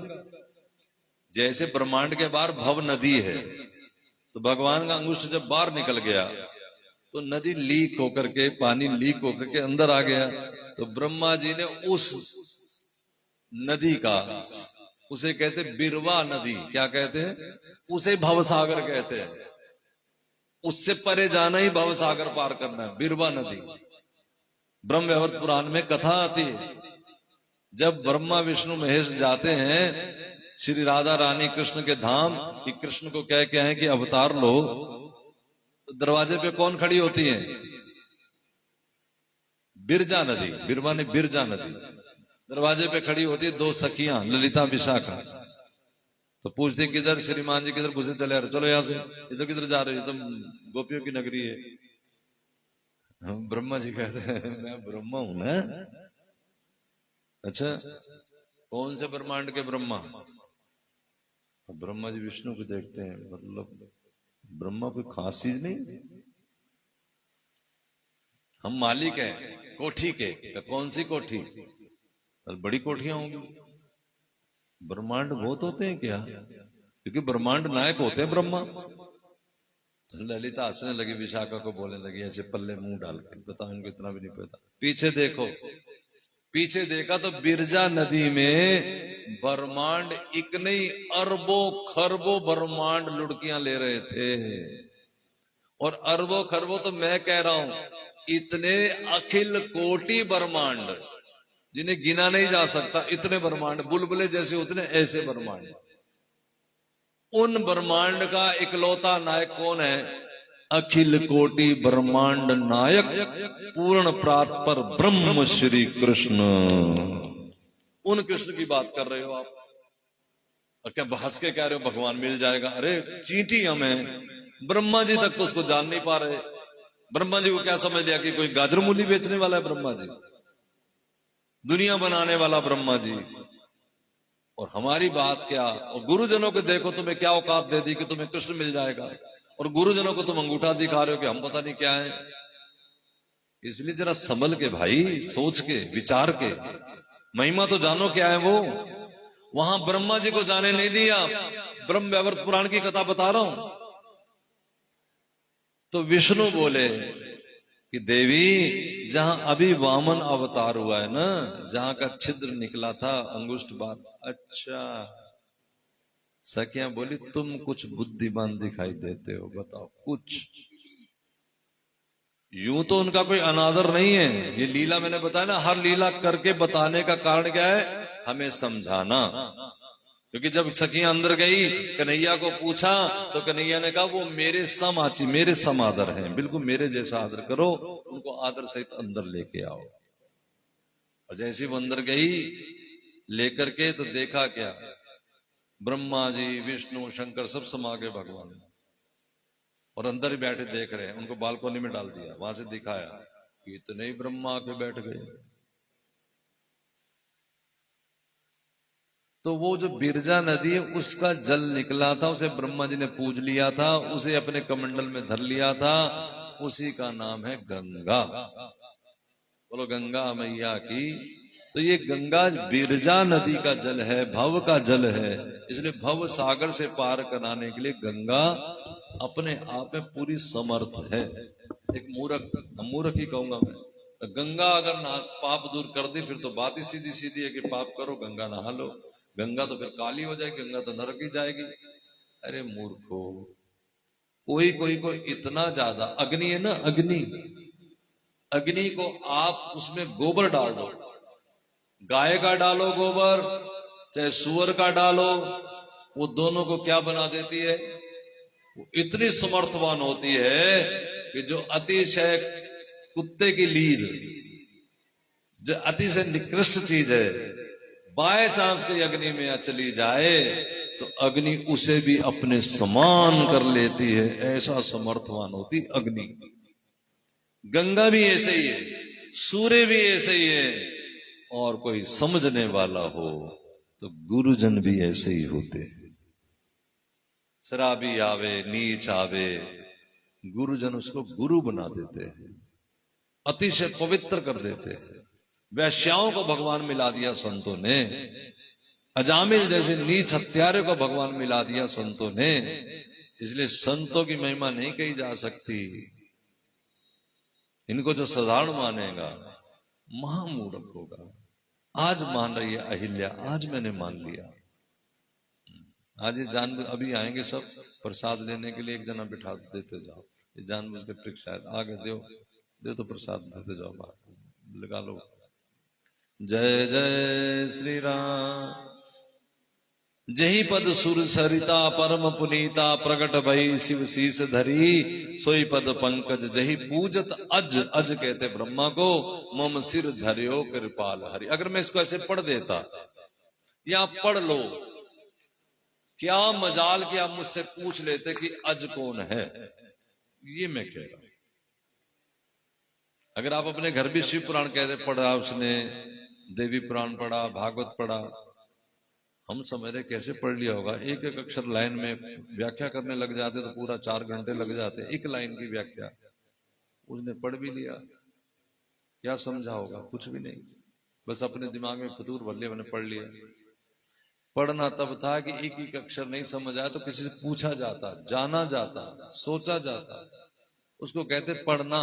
इसलिए जो लोग दुनिया में पढ़े लिखे हैं ना, उनको कोई नौकरी नहीं मिलती। क्यों? पढ़े लिखे ही नहीं है। नहीं महाराज, उसने एमकॉम करी है, उसने एमए करी है, एक पेपर का क्वेश्चन जो इन्होंने पेपर सॉल्व करके 100 में से 90 नंबर लिए, एक प्रश्न आज पूछ लें उत्तर नहीं है इनके पास, ये पढ़े हुए याद है। अब इसने एमकॉम पूरी की है ना, इसी से पूछ रहा हूं। बोल बांके बिहारी लाल की जय। एक प्रश्न का उत्तर नहीं है, कारण बस गुरु ज्ञान के लिए होता है भाई। हम कभी भी ज्ञानी अज्ञानी ही अभी कहां पढ़ गए, हम अभी कहां समझ गए। इसलिए जिनको लगता है वो पढ़ गए, वो कितने बड़े अज्ञान में चले गए भैया, कितने बड़े अज्ञान में चले गए। लगता है कि एमए कर गए, पीएचडी कर गए लोग, जो पढ़े लिखे दुनिया, एक भी नहीं पढ़ा लिखा इनमें से। जो पढ़े लिखे होते हैं उन्हें नौकरी नहीं, वो नौकरी देने वाले बन जाते हैं। जो पढ़ जाते हैं, कंप्यूटर सीख जाते हैं, उन कंप्यूटर में वो जालसाजी वाले भी वही होते जो पढ़े होते हैं। ऐसे नहीं कर सकते वो जालसाजी। और जो विद्वान होते, जो दुनिया को नौकरी दे रहे, वो भी पढ़े लिखे होते हैं। बाकी तो क्लर्क लगने के लिए पढ़ते हैं, वो तो नंबर सर्टिफिकेट दिखाते हैं, उनको जैसा सिखा दो वैसा कर देते हैं। इसी तरह हम रामायण पढ़ गए, इस तरह हम भागवत पढ़ गए, थर्ड क्लास। न कभी ढंग से सुना, न कभी ढंग से बोला, न कभी जीवन में लगाया। तो जब लगाए नहीं तो तुम करोगे क्या? कैसे करोगे? मुझे बताओ, कैसे होगा बताओ? आप समझा दो मुझे। दवाई ले आओ, डॉक्टर से ला के रख दो, खाओ ही नहीं कभी, कैसे ठीक हो जाओगे बताओ? और मन में भ्रम पाल लिया कि हम दवाई ले आए, इसका क्या इलाज? लेकिन अहिल्या कहती हैं, आज मुझे पता लग गया है कि गुरुजी ने जो श्राप दिया था, गुरुजी ने जो मुझे बद्दुआ दी थी, वो भी मेरे लिए बहुत बड़ा काम था। वो मेरे ऊपर बड़ी भारी कृपा थी। मैं उस समय नहीं समझी, परम अनुग्रह में माना। मैं मानती हूं, आज मानती हूं कि मेरे ऊपर परम कृपा थी। मुनि श्राप जो दीन, वो जो गुरुजी की मेरी गालियां पड़ रही थी, आज समझ में आया है कि वो मेरे ऊपर कृपा थी। मैं कह रहा हूं ना कि व्यक्तिगत सेवा के लिए जिस दिन कहा जाए, वैसे तो वो भी करना चाहिए, उसके लिए भी बड़ी बात नहीं है। लेकिन वो चलो फिर बात है कि भाई बुरा लग जाए, वैसे लगना नहीं चाहिए। लेकिन तुम्हारे आचरण सुधारने के लिए तुम्हें बताया जाए कि ऐसे क्यों कर रहे हो, वैसे क्यों कर रहे हो, ये क्यों नहीं कर रहे, इसमें भी तुम्हें बुरा लग रहा है, तो फिर क्या करना? फिर तो बात ही खत्म हो गई। एकादशी आती है, 7 बार रोटी जो खाते हैं, हम कहते जा रहे हैं कि एक बार खाओ भैया, वो भी ना खाओ, लेकिन नहीं मानते। गुरु माता ही नहीं मानती, बाकियों को छोड़ो। कह दिया एक बार, जो के कहते सीधा हमारा नाम, महाराज ने मना किया, कोई कहेगा तो हम देखेंगे। सोमवार के व्रत अपने बचपन में रखे, शुक्रवार के, मंगलवार, न जाने कितने व्रत रखे, सारे दिन में एक बार खाना होता था। ये उस व्रत का नियम था, तरीका था, ढंग था। मुझे तो लगता है कि धार्मिकों का क्या हो गया, ये तो धर्म पान जिंदगी भर जीते रहे, कौन सी दुनिया में आ गिरे हैं? कौन सा व्रत इनको समझ में आ गया कि सारा सवेरे नाश्ता क्या लगाएं, 11 बजे ब्रंच क्या करें, लंच क्या करें, डिनर क्या करें, शाम की रोटी क्या बनाएं, ये शाम को खा लो, ये सवेरे खा लो। तो अब बताओ क्या कहूं मैं इसको, क्या इसका जवाब क्या है मेरे पास? और मैं गया किसी के यहाँ, मैंने कहा कि अब मैं पीने पे रखूंगा, कुछ पी लिया करूंगा, लिक्विड ले लूंगा। मैंने सोचा ऐसे तो बाज आते नहीं, चलो इनको समझा देंगे कि मैंने सिर्फ लिक्विड रखना है। तो नहीं तो जिस घर जाओ वो पूरा थाल ऐसे सजा लेते, 25 चीजें बताओ व्रत की, मैं तो देख के हैरान हो जाता। ऐसी चीजें हमने देखी नहीं, सुनी नहीं, बना लाते, पता नहीं कहां कहां से निकाल लाते। माता क्या बोली, महाराज लिक्विड लिक्विड? मैं क्या, हाँ। थोड़ी देर बाद गिलास इतना भरा हुआ, 6-7। ये क्या है? कहती है पपीते का शेक। और मजेदार बात है, ये आलू का शेक। आलू उबाल के फिर उसको, जो उसका रस होता है उसी में मैश करके और पतला करके खाया तो ऐसे जाता है, अंदर जाके तो पतला, ऐसे मुंह में दांत में पिसा के तो जाना अंदर। तो कहानी तो वही की वही है। तो मैं आगे से जवाब दिया, माता जी इतना लाड ना लड़ाओ, क्योंकि ये लाड नहीं, ये मेरी हत्या है। अगर लाड ही लड़ाना है तो मैं मांगू भी तो कह दो, महाराज जी आज व्रत है, शाम को मिलेगा, तब तुम मानो कि तुम मेरे उपकारी हो। अगर मान लो बड़ी भूख भी लग जाए, बच्चे ने व्रत किया तो माता अब करवा चौथ में तुम रखोगी, सारा दिन भूखी रहोगी, तब क्यों नहीं याद आएगा तुम्हें पानी? तब क्यों नहीं याद आएगा करेले वाला क्या अहमदाबाद वाला आटा? तब क्यों रखोगी? तब कहां जाएगी शुगर, तब कहां जाएगा बीपी? कोई नहीं, मरने वाली सब सच दज के पहुंच जाएंगी यहाँ। भगवान की बारी कहां नानी मर जाती है? बात तो इतनी सी। और बात ये नहीं कि व्रत रखने वालों को वो भी भगवान मिल जाएगा, नो। ये कोई अभी तुम व्रत रख लो निर्जला और तुम्हें काशी भगवान मिल जाए, मिल भी सकता है, लेकिन ऐसा कोई शर्त नहीं है। बात यह है कि तुमने किया क्या है भगवान जानता है। किसी ने सिगरेट पी, पत्नी ने कहा कि मुझे तुम्हारे मुख से स्मेल आती है, प्यार करता था, बोला ले आज से बंद। प्यार करता था भाई, प्यार नहीं करता था, पत्नी मानता था। बोला क्यों, फिर तेरे बाप की पीता हूं। बातें दोनों ही ठीक है, लेकिन पत्नी जिस जो कहता था ले बंद, तो पत्नी नाच उठी हृदय से कि कोई प्यार करने वाला मिला है। लेकिन जिसने कहा कि तेरे बाप की पीता हूं, समझ गई जीना ही है बस, प्यार व्यार कुछ नहीं। इसी तरह परमात्मा समझ गए ये धर्म का पालन कर रहे हैं, एकादशी रखना इनके लिए जरूरी है, मेरे लिए नहीं, मेरे लिए रखते तो सारा दिन। अभी एक माता जी हमारे पास, और भी बड़ी सारी है, लेकिन एक उदाहरण देके दिया जा सकता है। सुमन माता है लुधियाना में, 3 बजते हैं, फोन आता है, मैं समझ जाता हूं, मैं कहता अच्छा हाँ शुरू करो शुरू करो, क्योंकि हर एकादशी को उन्होंने जाप रखा होता है 3 से 6। एक दिन किसी कारण से सवेरे रखना था, तो फोन उनकी बहू का आया, उनका नहीं, महाराज जी आज मैं सवेरे रख लूं, हाँ रख लो। और देखो वो उसको डॉक्टर ने जवाब दिया। अब ये नहीं कि तुम्हारे ऊपर ऐसा लागू हो जाएगा, लेकिन बातें हैं उनकी, जैसे नंदू की मम्मी का बताया, कोई असर नहीं, गुरु की आज्ञा से माना तो ग्रंथ पढ़ने लग गई, तुम भी तो मान के देखो। कुछ जवाब दे दिया डॉक्टर ने। एक जो ईसीयू वार्ड था, आईसीयू वार्ड जो इमरजेंसी, उससे ले जा रहे थे जनरल वार्ड, उसकी एक सखी है, सहेली जैसी होती ना आपस में, तो वो जानती थी कि मेरे प्रति उसकी बड़ी श्रद्धा है। और एक बार पहले भी भाई ठीक हो गई थी, तो उसने मुझे क्या फोन मिला दिया, कहती महाराज जी सुमन माता ना बड़ी मूर्छित सी, आप जरा कान में राधे राधे कह दो। अब देखो उधर जवाब डॉक्टर ने दे दिया, जनरल वार्ड में शिफ्ट कर दिया, और कान उसके कान पे लगा दिया फोन। मैंने कहा माता राधे राधे, कहती राधे राधे, उठ के खड़ी हो गई, ठीक हो के घर आ गई, सब इलाज हो गया। उसके घर में कथा थी, कथा में हम उसके घर में विश्राम पा रहे थे, गिर गई, भारी शरीर की है, तुमने देखी होगी सुमन माता, भारी शरीर की, गिर गई। और बेटा पति उसी समय हॉस्पिटल ले गए, एक्सरा किया तो पता लगा कि कूल्हे में दरार आ गई, कहीं चोट लग गई कूल्हे में, बड़ी जबरदस्त दर्द होती है। आबा की मां तो उसी दर्द में मर गई थी, अटैक हो गया था। कहती घर ले चलो, उन्होंने कहा कि वो कह रहे हैं यहाँ बांध के रखना पड़ेगा। कहती महाराज ये रोटी कौन बनाएगा, मुझे उन्होंने बताया। मैंने कहा ना, कहती महाराज जी कुछ हो ही नहीं सकता, फोन करके मैं आ रही हूँ वापस। मैं कह माता डॉक्टर कह रहे हैं, कहती आपके होते कभी कुछ हुआ है जो होगा। मैं हैरान हो गया, सारे लोग उनके घर के दांतों तले पसीना आ गया, जब वो रसोई में खड़ी होकर आराम से प्रसाद बनाती रही, खिलाती रही, और कुछ नहीं हुआ। दोबारा एक्सरा कराने गए, भी चक्कर गया, और देखा कोई है ही नहीं चोट। ये मेरे से नहीं होगा, ये अपनी अपनी श्रद्धावान लब्धते, भगवान कहते हैं अपनी श्रद्धा से। लेकिन चाहे कुछ भी हो, जो हो गया है, जो हो रहा है, अब ऑपरेशन कर दिया डॉक्टर ने, तुम्हारा अगर नहीं भी उसमें श्रद्धा तो वो तो कर ही डाला उसने। इसलिए जब ऑपरेशन हो, श्रद्धा हो ना हो, चुप करके अब रो धो जो मर्जी करो, डॉक्टर भी बाज नहीं आते। यहाँ लिखा है मुनि श्राप जो दिन, उन्होंने सोचा जो कहती कहती रहे, देव श्राप, और मिल गए राम। अब कहती है हे नाथ, मेरे को तो बस इतना देव आशीर्वाद कि आपके चरणों का भंवरा बन के मेरा मन घूमता रहे। यही भांति सिधारी गौतम नारी, बार बार हरि चरण परी।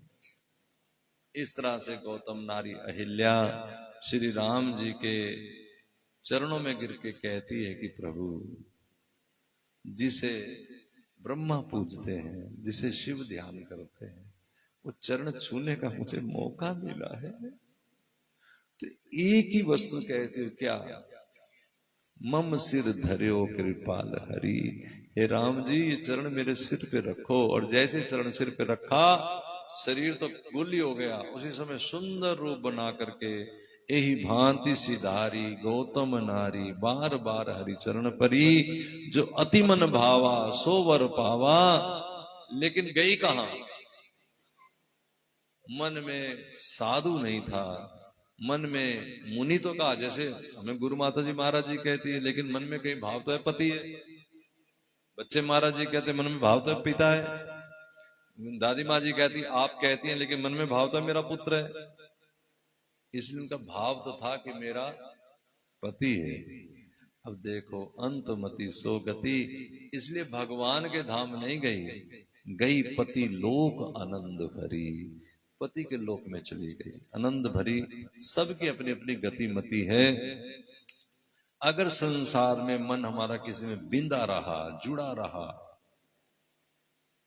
मुश्किल हो जाएगी, मुश्किल हो जाएगी।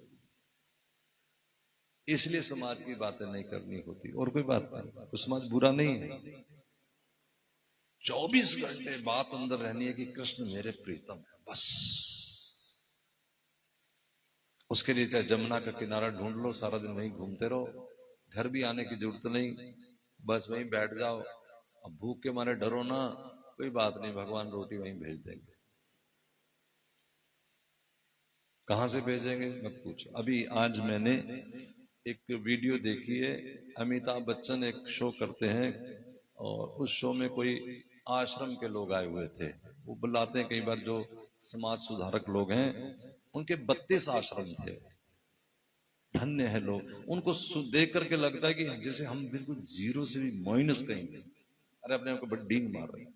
वो बताते हैं कि एक दिन का खर्चा एक आश्रम का 3 लाख रुपया है, यानी 32-96 1 करोड़ रुपया पूरे आश्रम खर्चा।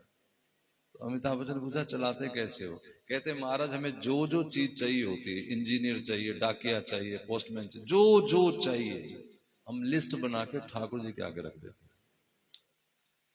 और ठाकुर जी हर वस्तु को पूरा कर देते। किस माध्यम से हमें नहीं पता, किस माध्यम से हमें नहीं पता। ऐसे लोगों का संग करके दिल करता है, ऐसे लोगों का संग करके तो अपना भी हौसला टूट जाता है। नलायकों का संग करके नलायक हमें ही खा जाते हैं। 32 साल हो गए सुनते सुनते, वहीं के वहीं, वहीं के वहीं। धरती इतना भी विश्वास भगवान पे नहीं हुआ तो ऐसे पत्थरों के संग करना ही नहीं चाहिए। आप कहते ना वृंदावन क्यों चले गए? क्या करेंगे ऐसे लोग जिन्होंने बदलना, जिन्होंने सोच लिया कि हमने नहीं बदलना।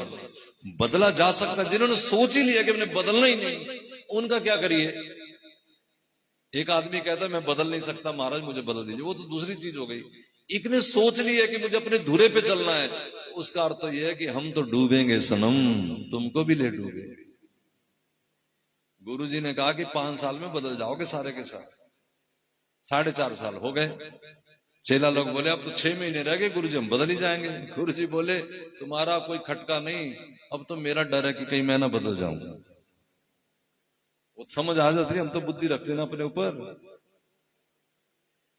संगत संगत संगत किसे कहते? संगत जो अपने रंग में रंगी हो उसे कहते संगत, जो एक रंग के हो उसे कहते संगत, जो एक सोच के, एक विचार के, एक दिमाग के हो उसे कहते संगत। 10 बार कहो तो माने ना, उसे क्या कहेंगे? वो तो मुसीबत होगी। संगत काय की हुई है? 3 बजे कथा होनी है, 3 बजे माइक लगने लगा है, किसी को पता नहीं 12 बजे लगाना नहीं लगाना, क्या करना नहीं करना, इसे संगत कहेंगे? जानलेवा बीमारी। हाँ, पाना तुम्हें, वस्तु तुम्हें चाहिए, वस्तु तुम्हारी है। भगवान अगर हृदय में है तो फिर तो हम इस तरह पागलपन होके सुनेंगे, फिर तो हम सब करेंगे। ये नहीं कह रहे कि आप यहां आए तो ऐसे कोई आगे होंगे, कुछ ना कुछ तो होगा ही, लेकिन कुछ ना कुछ है, पूरा नहीं है, पूरा चाहिए। भगवान कुछ से मानने वाले नहीं। ये नहीं होता कि 10 पैसे बेटी की हूं, 10 पैसे बेटे की हूं, 10 पैसे पति की हूं, 10 पैसे उसकी हूं, चल 10 पैसे कन्हैया तेरी भी हूं। भगवान बोले ना, सारी की सारी, सारी की सारी। फिर सारा का सारा मैं तेरा। मीरा कहती है ना, आओ खेलें प्रेम वफा का, आओ खेलें खेल वफा का, खेल है बड़ा पुराना, या तू मेरा या मैं तेरी, तेरी चौखट पे मर जा। केवल ईश्वर के अलावा किसी से बात ना हो, और किसी से बात हो तो ईश्वर से जोड़ के हो। जरूर जोड़ देना चाहिए भगवान हमें, दूर दूर तक कैसे भी जोड़ लो। तुम्हारे घर रिश्तेदार है, उसको ले आओ, चलो कथा चल रही, तुम भी सुन लो, कुछ जोड़ दो, किस तरीके जोड़ लो। अब तुम्हें सब तरीके आते हैं, अपने नाटक के सब तरीके आते हैं, भगवान के नाटक का कोई तरीका तुम्हें नहीं आता। वहां कह दो कि हमारी चलती नहीं, हम क्या करें, ऐसे जैसे हमें कुछ जानता नहीं। और अपने जरा गला कोई तुम्हारा दबाए तो फिर क्या करोगे? बोलो, हाथ पैर मारोगे कि नहीं? तब तो नहीं कहोगे चल दबा ला, मेरी तो चलती नहीं। हे मेरे राम, दुनिया नानी दादी इकट्ठी कर लोगे सारी। इसी तरह अब महाराज अस प्रभु दीन बंधु हरि कारण रहित दयाल तुलसी। अब तुलसीदास जी हमें समझा रहे हैं, जो मैं समझाई बैठा हूं। तुलसीदास सच ते ही भज छाड़ कपट जंजाल। ऐसे प्रभु जो बिना कारण दयाल है, हे मेरे मन छोड़ सारी जंजाल को, भगवान का भजन करो। चले राम लक्ष्मण मुनि संगा, चले राम लक्ष्मण मुनि संगा। गए जहां जग पावनी गंगा, गए जहां जग पावनी गंगा। गाधी सुनो सब कथा सुनाई, गाधी सुनो सब कथा सुधाई। जही प्रकार सुरसरी महियाई, जही प्रकार सुरसरी महियाई। अब जब गंगा का किनारा आया तो विश्वामित्र जी कथा सुनाने लगे, गंगा कैसे आई। आगे तुम सुनना, जब राम वनवास होगा तो फिर गंगा आएगी खेवट के पास, फिर राम जी कथा सुनाएंगे सीता लक्ष्मण को, गंगा कैसे आई। इसका मतलब क्या है, जब जब गंगा जाओ तो गंगा की कथा गाओ, गंगा की पूजा करो, वहां तीर्थ पुरोहित की पूजा करो, गंगा की आरती उतारो, गंगा की पूजा करो। क्या करोगे गंगा। अभी हमने वहां गए थे, इसने वीडियो नहीं बनानी चाहिए थी, थोड़ा लोगों को संदेश मिलता है। हमने अपने हाथों से वहां वाइपर से सफाई की है, करनी चाहिए तुम्हें जाके। गंगा हमारी है, गंगा हमारी माँ है। कोई ऐसे गर गए, कोई ऐसे गिर गए, अरे लोगों को बातें करके क्या होगा, तुम अपना काम करो। तुम किस लिए गए, झाड़ू लगाओ, पोछा लगाओ, वाइपर लेके जाओ यहां से। और यहां से सुन रहे कोई जन, मुझे 10 जने मिलो, मुझे गंगा जाना है, कुछ करना है वहां सफाई, एक दिन लगाओ मेरे साथ सारा विशेष। नहीं तो अपने साथ एक मजदूर ले लो, आप भी चलो, मजदूर तुम्हारी जगह काम करेगा, उसको तुम सर्विस देना, जो भी और काम हम कराएंगे, तुम साथ में जितना हो सके वो भी करना। करो ना, क्यों नहीं करते। लोग देखो फैला जाते हैं गंदगी, देखो ऐसे नाक मुंह सिकुड़, बस वो तो लोग फैला गए, उनका किया तुम क्यों भोग रहे हो। किसी की निंदा करेंगे तो उसका पाप कौन भोगेगा, निंदा करने वाला, तुम क्यों भोग रहे हो। तो करना चाहिए। गंगा की कथा सुनाई, अब क्या है गंगा की कथा, गंगा की कथा सुनाऊंगा, फिर विवाह कल करूंगा। गंगा जी की कथा यह है कि महाराज सगर ने एक अश्वमेव यज्ञ किया था। उनके अश्व को, घोड़े को देवता चुरा के ले गए। देवताओं को बड़ा जलन होती है कि कोई अश्वमेव यज्ञ ना करे। क्यों? क्योंकि 100 अश्वमेव यज्ञ कर ले जो, वो इंद्र बन जाता है। तो अब पीछे पीछे पुत्र आ गए। पुत्र आए तो सोचा ये तो बड़ा काम खराब होगा, तो वहां कपिल मुनि भजन कर रहे थे, उन्हीं के आश्रम में घोड़ा बांध के वो तो गायब हो गए देवता।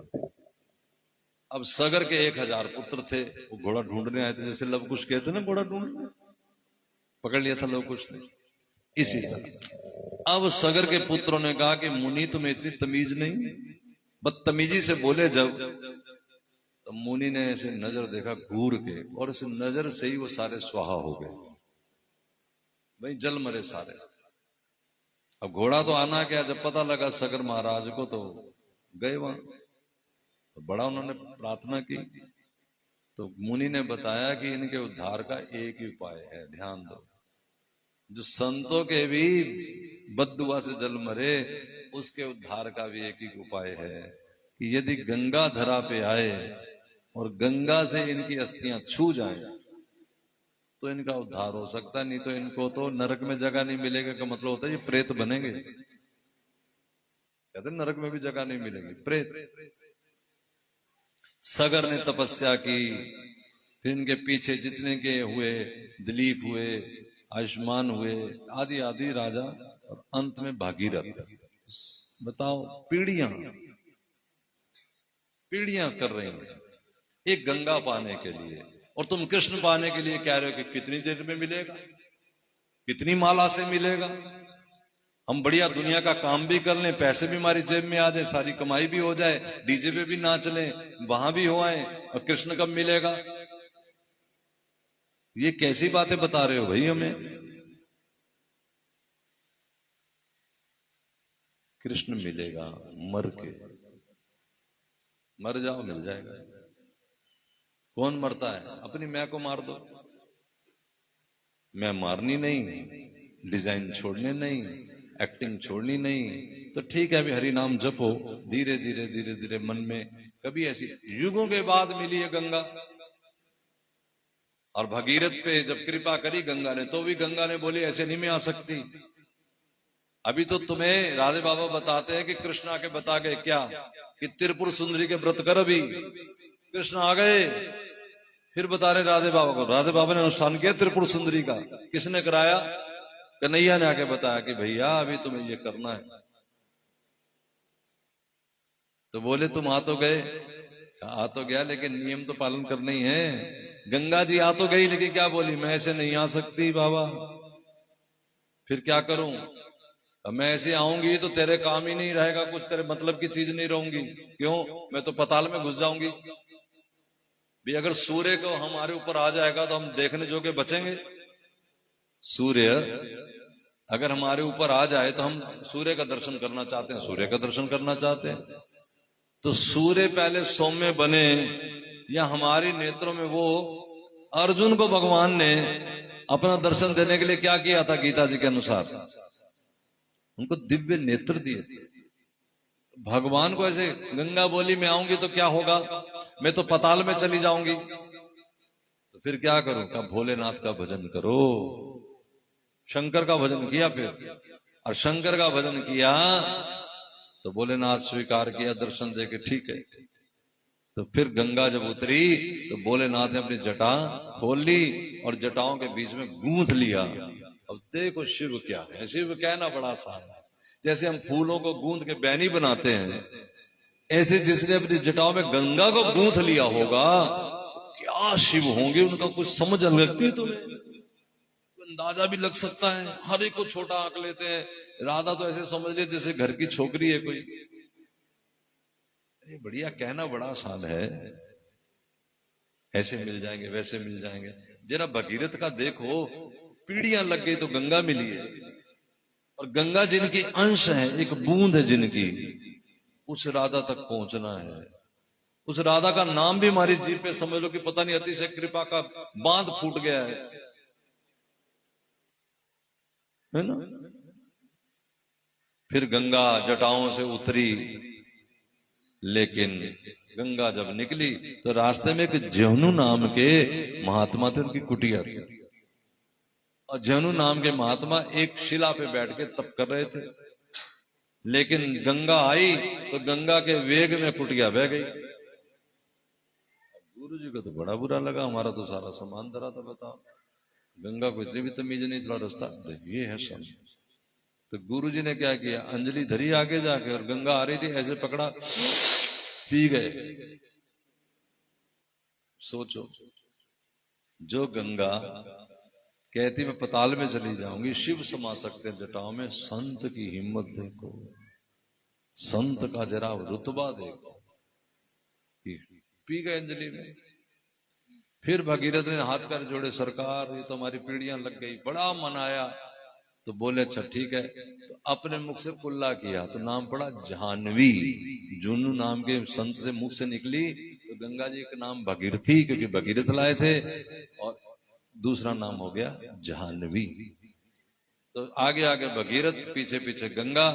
जिधर सगर पुत्र भस्म थे, उनकी राख पड़ी थी, उधर से गंगा निकली है। और सगर पुत्रों ने, पीढ़ियां बीत गई थी, तो प्रकट होकर के कहा कि अब हमारी मुक्ति हो रही है, हम अपने धाम जा रहे हैं। तब से हमारा धर्म सनातन कहता है कि जिसकी अस्थियां भी गंगा में विसर्जित कर दी जाएंगी, उसका उद्धार हो जाएगा। अब जो लिखते हैं स्वर्गवासी हो गए, वो महामूर्ख लोग हैं, क्योंकि मैंने अपने पिता की अस्थियों को गंगा में विसर्जित कर दिया, इसलिए मुझे पक्का विश्वास है कि मेरे पिता ब्रह्मलीन हो गए, मेरे पिता भगवान के पास चले गए। ऐसा लिखना, उनका उद्धार हो गया, हो ही गया। लेकिन विश्वास किसे हो गया कि नहीं हो गया, क्योंकि उन्हें तो ऐसे वैसे काम करना, दुनिया करे, हम भी कर रहे हैं, बाकी पता नहीं हुआ कि सारा खेल विश्वास का है। कल से कथा रखेंगे, कितने बजे? सवेरे 10 से। मुझे कुछ काम है शाम के समय, आगे विवाह भी आ रहा है, कुछ तैयारी भी करनी है, जाना आना है, कुछ सामान लाना है, और दिन मेरे पास फिर आगे कथाएं हैं मेरे पास सारी। तो सवेरे हम कथा भी चलती रहेगी, यहाँ पे का नियम भी ना टूटे, भगवान की बंदगी भी ना हटे, संसारी कार्य भी हो जाएंगे। और विवाह मैं अब सुनाऊंगा कल ही, क्योंकि अभी होना नहीं विवाह, तो कल हम पहुंचाएंगे बड़े ढंग से, बढ़िया सा। कल ढोलक वाला भी आ जाएगा, आज नहीं आया, सवेरे बुला लेंगे, ठीक है ना। तो इस तरह गंगा आई, बोलो गंगा मैया की जय। जय जय श्री राधे, जय जय श्री अब राधे। यहाँ से हम कथा को, क्योंकि यहीं पर जनक मिलेंगे और यहाँ बड़ी सारी बातें समझने की हैं, बताने की हैं, बोलने की हैं। तो कथा को तो रस लेके, हम कोई नियम तो पालन कर नहीं रहे, रस ही लेना है। इसलिए कल कथा का समय फिर है सवेरे 10 बजे से 12 बजे। जय जय श्री राम। बोल वृंदावन बिहारी लाल लाल की जय। आरती गाइए। हरे राम राम राम राम राम हरे हरे, हरे कृष्ण कृष्ण कृष्ण हरे हरे। हो संध्या आरती करत सहेली, संध्या आरती करत सहेली, श्यामा श्याम गुण गर्भ गहेली, श्यामा श्याम गुण गरव गहेली, निरख निरख छवि नैन नवेली, निरख निरख छवि नैन नवेली, अंग अंग रंग रली अलबेली, अंग अंग रंग रली अलबेली, सोहित उर चौसर चंदेली, सोहित उर चौसर चंबेली, रस रंजन राजत रत रेली, रस रंजन राजत रति रेली, तरु सिंगार प्रेम की बेली, तरु सिंगार प्रेम की बेली, श्री हरि प्रिया हरत मन हेली, श्री हरि प्रिया हरत मन हेली। राधे कृष्ण कृष्ण कृष्ण राधे राधे, राधे श्याम राधे श्याम श्याम श्याम राधे राधे। ओ राधे कृष्ण कृष्ण कृष्ण राधे राधे, राधे श्याम श्याम श्याम राधे।